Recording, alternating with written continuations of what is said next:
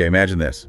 You're starting a new job, maybe in a hotel, first day, and there's just nothing. No guidance, no real welcome. Right. It's like being thrown into a maze without a map, especially in hospitality. Exactly. It's like being handed the keys to a busy kitchen and someone just says, all right, good luck. Try not to burn the guests, you know? Or hiring a pilot, tossing them the keys, and just shouting, hey, don't hit the tall buildings.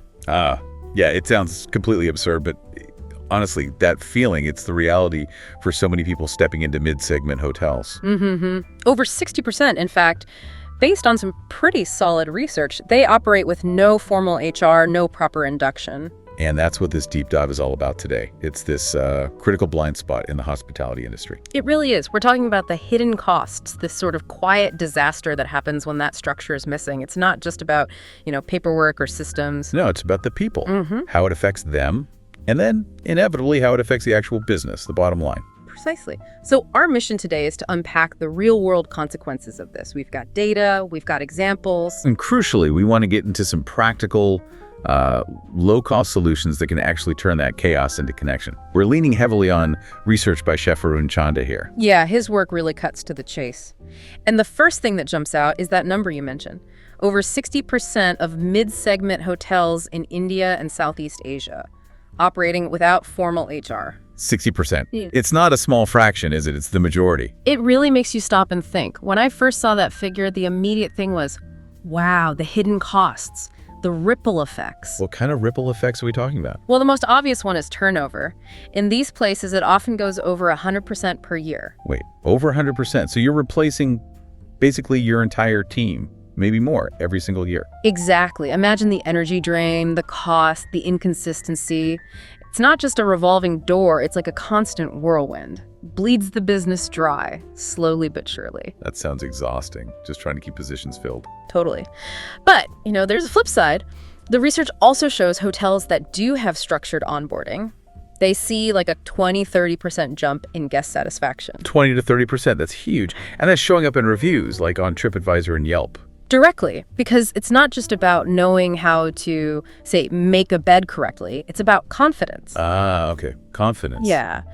When staff feel properly trained and supported, they're more confident. They can anticipate guest needs, solve problems on the spot. Guests feel that difference. It's not just about ticking boxes. They feel cared for. Exactly. That builds loyalty. Chef Arun shared the story about a housekeeper hired through a manager's cousin, basically just told, okay, start cleaning rooms. Oh boy. Yeah. Turns out she'd never used a vacuum cleaner before. A week later, she quits. But not before breaking the sockets in 3 different rooms because she was yanking the cord out wrong. No way. Seriously. And the cost to repair those 3 sockets, it probably would have paid for a basic training session for her and maybe others. It's these tangible, overlooked costs. That little anecdote says so much, doesn't it? It's not just a one-off, it's systemic. And to really get it, let's think about it from the ground level, like an operations manager in a small hotel. Right. For them, maybe HR just felt like a luxury, something they couldn't afford. That's often the mindset. But what happens, they end up in this endless cycle, constantly replacing staff instead of investing a bit in keeping them. And the guests notice, right? Different faces all the time. Absolutely. Guests notice. They feel the inconsistency. You lose repeat business. The manager called it musical chairs, hospitality edition, always scrambling for players instead of running the actual show smoothly. Musical chairs, yeah, that paints a picture.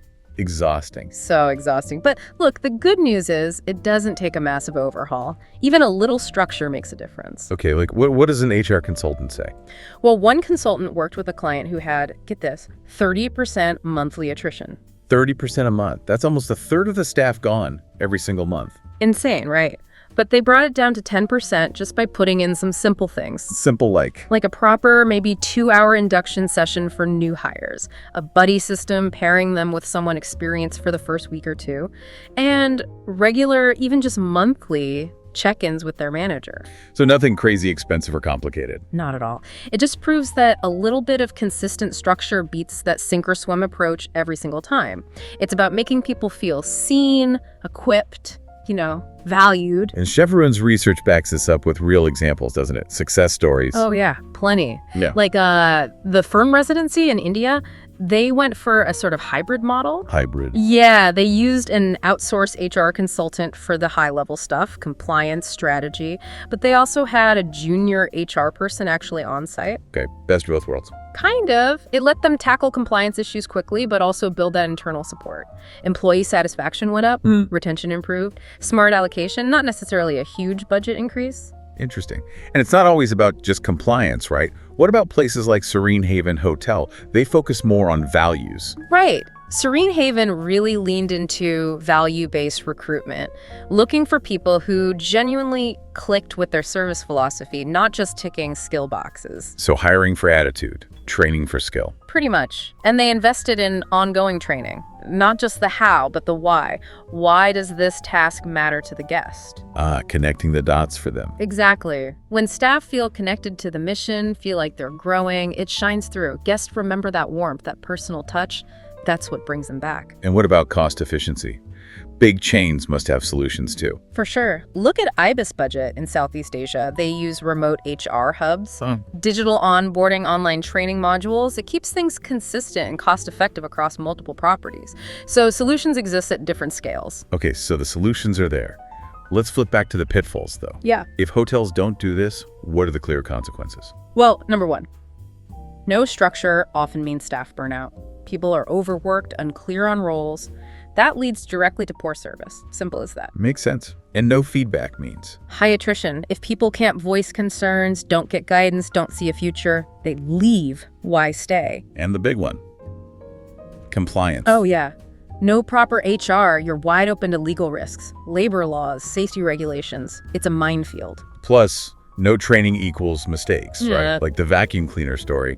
More guest complaints. Absolutely. But beyond all those operational things, there's something deeper, a cultural cost. Okay, tell me more about that. The cultural cost. What does that feel like inside the hotel? It feels hollow, transient. When staff aren't invested in, when they feel like just a number, they become transactional. Clock in, do the bare minimum, clock out. No pride in the work? None. No spark, no going the extra mile. Yeah. And for the guest, they feel that too. Service is okay maybe, but it's cold, impersonal. It's another bed in another building. Precisely. The hotel loses its personality, its soul. Staff are just passing through. Guests are forgettable numbers. And the hotel itself, it becomes utterly replaceable. That's the real cultural cost. The heart drains out of it. That's a powerful way to put it. Okay, so if that's the bleak picture, let's get back to the hope, the path out. You mentioned simple solutions. Yeah, totally actionable things, even for a small hotel. Start with basics. Put together a simple induction kit. Contact info, basic rules, maybe a welcome note. Pair every new person with a buddy for their first week. Low cost, high impact. Okay, induction kit, buddy system. What else? Think about a part-time HR consultant, even just a couple of days a week, supported by someone on site, maybe an admin or a junior manager, who handles the day-to-day HR tasks. Brings in expertise without the full-time costs. And tech. Are there affordable tools? Definitely. Things like Great THR or Zoho people, they handle attendance, payroll, basic compliance, automates a lot of the admin headache, frees up time. Surprisingly affordable these days. Good to know. What about training? Ongoing stuff? Doesn't have to be fancy. Quarterly sessions, maybe? Focus on soft skills communication, handling tricky guests, and refreshers on the standard operating procedures, the SOPs. Keep everyone sharp. And finally, ways for staff to be heard. Crucial, clear ways to raise grievances. Simple appraisal systems so they know how they're doing and what they can aim for. It shows you value them, you're investing in their growth. It really does all come back to that core idea, doesn't it? HR isn't some corporate luxury. It's fundamental. It's the compass, guiding you towards better morale, happier guests, a stronger brand. Even if you're running a tiny 40-room place, a simple, smart HR plan can genuinely transform things. So let's wrap this up. The central message seems clear. Yeah, people don't leave bad jobs necessarily. They leave chaos. They leave feeling unsupported, unseen. And in hospitality, that chaos, it's like a silent killer, just quietly bleeding the business, eroding the experience. Absolutely. So if you're out there listening, maybe running a hotel and you've thought about cutting HR to save a few bucks, think again. You're probably not saving. You're likely bleeding, just in ways that aren't immediately obvious on a spreadsheet. And maybe this whole idea goes beyond hotels too, right? How so? Well, think about it. Where else in your life or your work might that feeling of no induction, no direction be costing you more than you realize? That's a really interesting thought to leave people with. Yeah, how do these principles, structure, support, investing in people apply elsewhere? Whether it's your team, your family, even your own projects. It's pretty universal, I think, that need for clarity and connection.